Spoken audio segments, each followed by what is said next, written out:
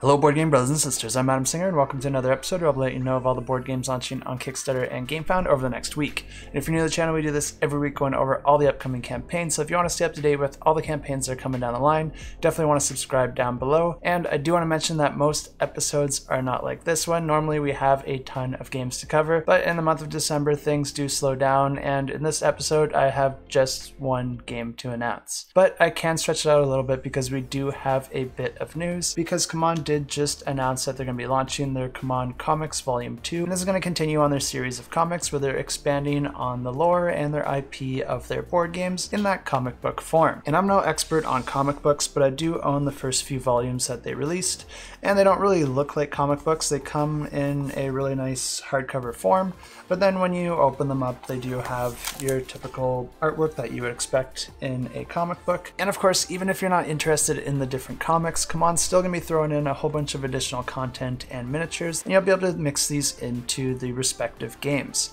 And the different games that they're going to be providing stories for are for Zombicide, Zombicide Invader, Zombicide Black Plague, Cthulhu Death May Die, Dust, Hate, Twilight Imperium, and Android. And that's it for news, so we can dive into the campaign that's launching this week, so let's check it out. And the first and only campaign I have for you this week is launching on December 13th, but it is at least launching with two separate games as well as two expansions. And the two games are going to be Guild Academies of Valeria, a brand new game coming from the designer Stan Kordonsky, and then it's also going to be offering a reprint of Shadow Kingdoms of Valeria as well as the Rise of Titans expansion, but then it's also throwing in a brand new expansion known as the Riftlands. But I do think the highlight of this campaign is Guild Academies of Valeria, because this is the big brand new game, and this is going to be playing 2 to 4 players and takes about 90 to 120 minutes to play. And this is a competitive game where players are playing as headmasters trying to build out their academies and hire guild masters using action selection, tile drafting, resource management, and engine building. You'll be able to choose from different buildings such as classrooms, laboratories, and workshops, and many more, and each is going to offer unique abilities and scoring opportunities that activate depending on the types of teachers and students that you place there. Additionally, if you build up your academy in certain configurations, you'll also gain bonus abilities that can be used at the time of your choosing and can help you with your strategy. You're going to be recruiting and educating your students through the use of dice drafting and dice manipulation.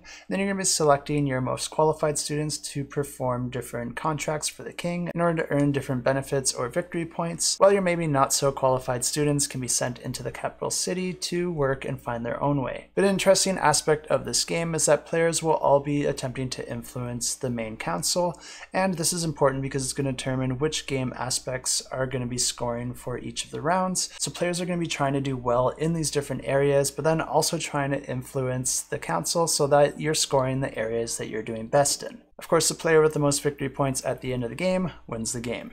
And then I mentioned that there's going to be a reprint for Shadow Kingdoms of Valeria, and this is a game that's been out for a few years now, and this is a game that I did cover in the past, but it plays 1 to 5 players and takes about 30 to 75 minutes to play. And this is a game where players are actually playing as the monsters who had their land conquered by the heroes. Players are playing as wardens of these different armies trying to control the Shadow Kingdoms, and players are going to be visiting the different shrines and recruiting troops in order to fuel their war machine to try and take over the land. And the different troops will be represented by different colored dice, and you're going to have goblins, orcs, skeletons, gnolls, and gargoyles. The Rise of the Titans expansion is also going to be available in this campaign as a reprint, and this includes a whole bunch of different modules that you can mix into the game however you see fit. But then there's also going to be the brand new Riftlands expansion, which introduces 2 new asymmetrical powers for each of the monster races. One's going to be active at the start of the game, while the other becomes active later in the game. And then there's also going to be 30 relic cards that are going to be mixed into the game that are going to add a set collection element, as well as each of the cards having a unique power that can further the player asymmetries. And to make use of these additional mechanisms and ideas that these cards bring into the game, there's also an additional 15 new champion cards that are going to be added to the game. And of course, if you want to know more about this one or expand your existing collection, you can check out the campaign linked in the description below. And that's it for this week, but don't leave yet because we do have a giveaway to announce, and this one's going to be for a pledge for Tank Clash. And if you're not familiar with this game,